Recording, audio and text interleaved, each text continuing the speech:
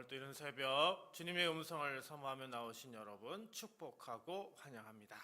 오늘 우리가 읽고 묵상할 성경은요, 열왕기상 16장에서 18장까지입니다. 이 장들은 북이스라엘의 악한 왕들과 아합 시대의 깊은 우상 숭배 속에서 하나님께서 엘리야를 통해 가뭄 그리고 갈멜산 대결로 바알 숭배를 심판하시고요, 오직 여호와만이 참 하나님이심을 드러내시는 내용입니다. 오늘 본문 열왕기상 18장의 말씀은 이스라엘 역사 가운데 가장 극적인 장면 중에 하나입니다. 때는 아합 왕이 이스라엘을 다스리던 시절이죠. 아합은 이스라엘 역대 왕 중에서 가장 악한 왕으로 기록된 인물입니다. 그 혼란의 한복판에 선지자 엘리야가 섰지요. 엘리야는 하나님의 명령에 따라 아합에게 나아가서 담대하게 선포했습니다. 갈멜산으로 온 이스라엘 백성을 모으고요, 바알 선지자 450명, 아세라 선지자 400명, 무려 850명을 불러내었습니다. 그리고 자신은 혼자였죠. 하지만 두렵지 않았습니다. 그리고 엘리야는 오합지졸처럼 모인 이스라엘 백성 앞에 서서 입을 열었습니다. 20절입니다. 아합이 이에 이스라엘의 모든 자손에게로 사람을 보내 선지자들을 갈멜산으로 모으니라. 여기 모으다라고 하는 단어를 보면은요, 단순히 사람들을 한 장소에 모으는 게 아닙니다. 흩어진 것들을 하나님의 어떤 목적을 위해 하나로 불러 모았다, 이런 의미가 담겨져 있습니다. 구약 성경에서 이 단어 카바츠는요, 하나님의 백성이 예배를 위해 모일 때, 하나님의 뜻을 이루기 위해 한 자리에 부를 때, 그때 반복적으로 사용되는 단어입니다. 근데 오늘 본문을 보면 겉으로는 아합 왕이 사람을 보내어 백성을 모은 것처럼 보입니다. 근데 그 뒤에는 하나님의 손길이 있었습니다. 하나님이 아합이라는 이 악한 도구를 사용하셔서요, 그분의 백성을 갈멜산으로 불러 모으신 거죠. 사랑하는 성도 여러분, 하나님은 늘 먼저 우리를 부르십니다. 예배의 자리로 부르시고요, 말씀의 자리로 부르시고, 그리고 기도의 자리로 부르십니다. 우리가 잘나서 온 게 아닙니다. 믿음이 완전해져서 완전히 나아진 것, 그래서 부르신 것도 아닙니다. 먼저 주님이 부르셨기 때문에 우리는 이 자리에 나올 수 있는 것이죠. 갈멜산은요, 편안한 자리가 아니었습니다. 진실이 드러나는 자리였죠. 내 속에 숨겨둔 마음이 드러나고요, 누구를 따를 것인지 결정해야 할 자리이기도 합니다. 근데 하나님은 바로 그 자리로 누구를 불렀습니까? 백성을 불렀습니다. 사랑하는 성도 여러분, 하나님은 오늘 또 우리를 그렇게 부르십니다. 피하지 말고 나오라고, 미루지 말고 말씀 앞에 서라고, 그리고 주님 앞에 마음을 열라고 부르십니다. 그러므로 이 새벽 우리 모두 이렇게 기도하길 원합니다. 주님, 이 새벽에 불러주심에 감사드립니다. 제 힘으로 나온 것이 아니라 주님이 불러주신 것임을 믿습니다. 세상 염려에 흩어진 제 마음을 다시 주님 앞으로 모아주시고, 오늘 하루도 부르심에 합당하게 살아가게 하소서. 부르신 하나님이 오늘 또 함께 하시는 하루가 되시길 간절히 기도드립니다. 21절입니다. 엘리야가 모든 백성에게 가까이 나아가 이르되 너희가 어느 때까지 둘 사이에서 머뭇하려느냐. 여호와가 만일 하나님이면 그를 따르고 바알이 만일 하나님이면 그를 따를지니라 하니 백성이 말 한마디도 대답하지 아니하는지라. 여기 백성이요 둘 사이에서 어떻게 했다고요? 머뭇했다라고 얘기하죠. 이 단어를 보니까요, 단순히 망설인다 이런 뜻이 아닙니다. 원래 이 단어는요, 다리를 절다, 절뚝거리며 양쪽을 왔다 갔다 하다, 이런 의미가 담겨져 있습니다. 한쪽 발은 어디로요? 여호와 쪽을 향하고, 다른 발은 어디로요? 다른 이방신 바알 쪽을 향한 채 어느 쪽도 완전히 내딛지 못하고, 그래서 걷는 모습이 어때요? 절뚝거린다, 머뭇한다, 이런 의미가 담겨져 있다라고 하는 것입니다. 이스라엘 백성은 하나님을 완전히 버린 것도 아닙니다. 그렇다고 하나님만 붙들고 있는 것도 아닙니다. 여호와의 이름도 알고요, 바알의 힘도 지금 빌리고 싶어 하는 것이죠. 예배도 드리고 싶고 세상의 방식도 놓기 싫다라고 하는 게 지금 이스라엘 백성의 모습인 겁니다. 그런데 더 충격적인 게 있습니다. 엘리야의 이 날카로운 질문에 백성들이 어떻게 했습니까? 말 한마디도 대답하지 않았다라고 하는 겁니다.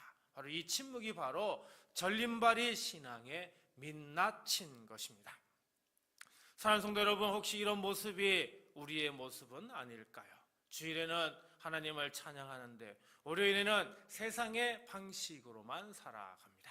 기도할 때는 하나님만 의지하겠다고 고백하는데 막상 결정의 순간에는 사람의 눈치를 먼저 봅니다. 예배 드릴 때는 정말 뜨거운 것 같았는데 예배가 끝나면 언제 그랬느냐는 듯이 완전히 식어지는 모습이 있지 않습니까? 이것이 바로 파사흐, 영적 절름발이의 모습인 것입니다.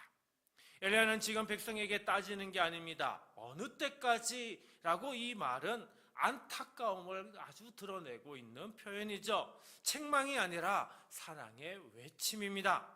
하나님이 지금 우리에게도 똑같이 물으십니다. 나의 자녀여, 어느 때까지 절뚝거리겠느냐? 어느 때까지 하나님 편 그리고 세상에다가 발을 놓고는 둘 사이에서 저울질하며 머뭇거리겠느냐라고 물으시는 거죠. 사랑하는 성도 여러분, 이제 머뭇거림을 끝내야 합니다. 오늘 이 새벽 내 발을 묶고 있던 세상의 욕심을 내려놓고 하나님 한 분을 향해 곧게 서기로 결심하기를 바랍니다. 머뭇거림을 끝낼 때 비로소 하나님의 진짜 평안이 시작되는 것입니다. 주님, 한 발은 주님께, 한 발은 세상을 향해 살아온 저의 절름발이 신앙을 고백합니다. 오늘 이 자리에서 머뭇거림을 끝내고 온전히 주님만을 향해 나아가는 결단의 하루가 되게 하소서. 결단한 여러분의 하루 위에 하나님의 인도하심이 가득하시기를 주님의 이름으로 간절히 축복합니다. 24절 말씀 봅니다. 너희는 너희 신의 이름을 부르라. 나는 여호와의 이름을 부르리니 이에 불러 응답하는 신 그가 하나님이니라. 백성이 다 대답하되 그 말이 옳도다 하니라. 자, 여기 보니까 응답하다라고 하는 단어 나오는데요, 아나라고 하는데 단순히 대답한다 이런 뜻이 아닙니다. 부르는 소리를 듣고요, 그 부름에 실제로 반응해서 행동으로 옮긴다 이런 의미가 담겨져 있습니다. 그냥 말로 응 들었어 여기에서 끝나는 게 아니라 듣고 움직이고 실제로 반응하는 것을 말하고 있는 거죠. 엘리야는 지금 이 단어로 하나님과 바알을 완전히 구분하고 있습니다. 바알은요, 아무리 불러도 응답하지 않는 신인 거죠. 반면 여호와 하나님은 살아서 움직이고 실제로 응답하시는 분이십니다. 그리고 이 선언 앞에 백성이 마침내 어떻게 해요? 입을 엽니다. 좀 전까지 한 말도 하지 않던 백성들이 그 말이 옳도다라고 지금 엘리야의 말에 동의하고 있습니다. 살아서 응답하시는 하나님의 이름 앞에서 침묵하던 입이 이제야 비로소 열린 것입니다. 사랑하는 성도 여러분, 우리가 세상과 하나님 사이에서 결단하기 힘든 이유는 혹시 나만 손해보는 것이 아닌가라고 하는 두려움 때문이죠. 하지만 우리가 하나님 편에 서기로 결심하고 발걸음을 내딛는 순간 하나님은 절대 가만히 계시지 않으십니다. 우리가 결단할 수 있는 이유는 응답하실 하나님이 계시기 때문이죠. 엘리야는 지금 자기 능력을 자랑하지 않았습니다. 자신의 믿음이 크다고 말하지도 않았습니다. 오직 한 가지만 선언하죠. 응답하시는 하나님이 계신다고요. 사랑하는 성도 여러분, 하나님은 오늘 또 응답하시는 분이십니다. 하나님은 우리의 기도를 들으시는 분이십니다. 하나님은 가장 선한 때, 가장 선한 방법으로 일하여 주시는 분이십니다.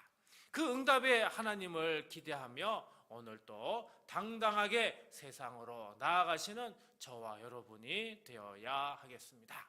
주님, 살아서 응답하시는 주님을 오늘 다시 붙잡습니다. 결단이 두렵고 앞길이 막막할 때도 반드시 응답하실 주님을 믿고 담대하게 나아가는 하루가 되게 하소서. 오늘 저의 기도에 응답하여 주소서.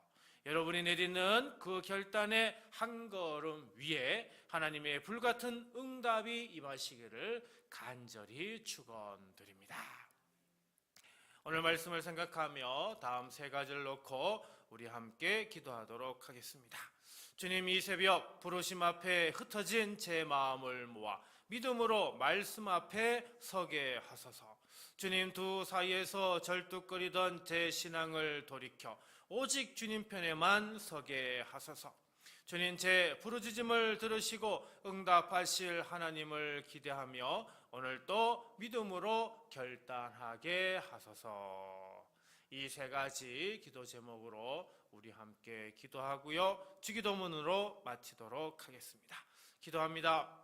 참 좋으신 하나님 아버지, 오늘 이 이른 새벽 따뜻한 이불을 걷고 이 자리에 나온 성도들을 주님께서 아십니다.